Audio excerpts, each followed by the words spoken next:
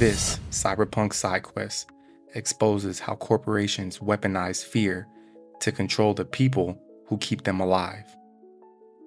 Every city has its monsters, but in Night City, they just wear better suits.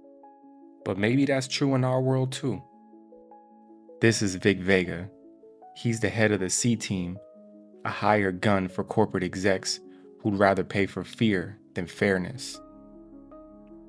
And his job is to keep workers quiet, keep the money flowing, break anyone who asks for more.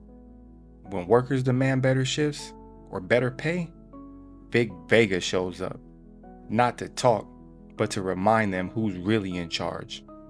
And in Cyberpunk, Vega's called the kind of scum who lists cracking skulls as a hobby, and yet the execs love him for it, because the system doesn't reward empathy, it rewards control. But you don't need a Vic Vega with a shotgun to enforce fear. In our world, we build him out of spreadsheets, policies, and data. Because the modern enforcers, they don't carry weapons, they carry performance reviews. They don't threaten with violence, they threaten with silence.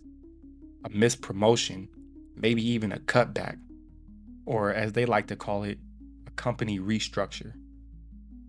There was one Fortune 500 company where employees, they logged 18-hour days just to hit targets that kept moving. But when they asked for fair pay, they were told it was a bad time for raises. But somehow, it's never a bad time for bonuses at the top. See, they don't need a Vic Vega. They have an HR department with perfect aim. See, in Night City, Vic Vega breaks bones, but in our world, the system breaks spirits. Different tools, same goal, keep the line moving, no matter who collapses under it.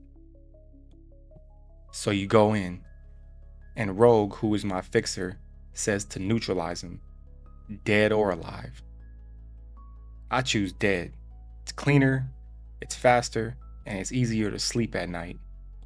But when the noise dies down, you realize nothing's really changed, because for every Vic Vega you take out, there's another one waiting for a promotion. So in 2016, there was a major Fortune 500 financial institution that made headlines when 5,300 of their employees were caught opening fake accounts just to meet sales targets. Not because they were greedy, but because they were terrified of losing their jobs if they didn't hit the sales targets. They weren't monsters, they were just scared. You see, fear isn't always a gun to the head. Sometimes it's a deadline that you can't meet. You know, they say hard work pays off. I mean, maybe. I guess if you're the one cashing the checks. You see, in Night City, loyalty isn't rewarded, it's rented. By the hour.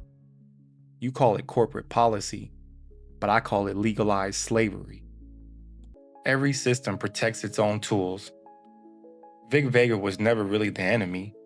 He was just a product of the system, built by a machine that turns ambition into obedience and ethics into noise.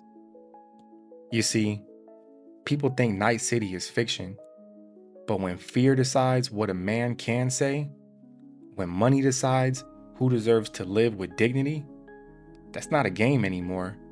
That's just our world with better lighting. So Vic Vega died in 2077. But what he stood for, the fear, the submission, the silence, that still is what runs the modern corporation. So maybe the real mission isn't taking out Vic Vega in front of you, but the one you've been too afraid to confront inside yourself. So let me ask you this. If you were in that position, being treated unfairly, watching someone abuse their power, would you step up and risk everything? Or would you stay quiet and protect what you've built? You know, I've been in a situation like that before. And to be honest, it depends on what's at stake and how bad it really is. I mean, if it's blatant, if it crosses that line, then yeah, I'd speak up, even if it cost me everything. But sometimes The hardest choice isn't rebellion, but it's patience. But that's just me. What about you? No judgment here. Drop your take in the comments. And if you want more stories like this, stick around, because there's another ghost in Night City.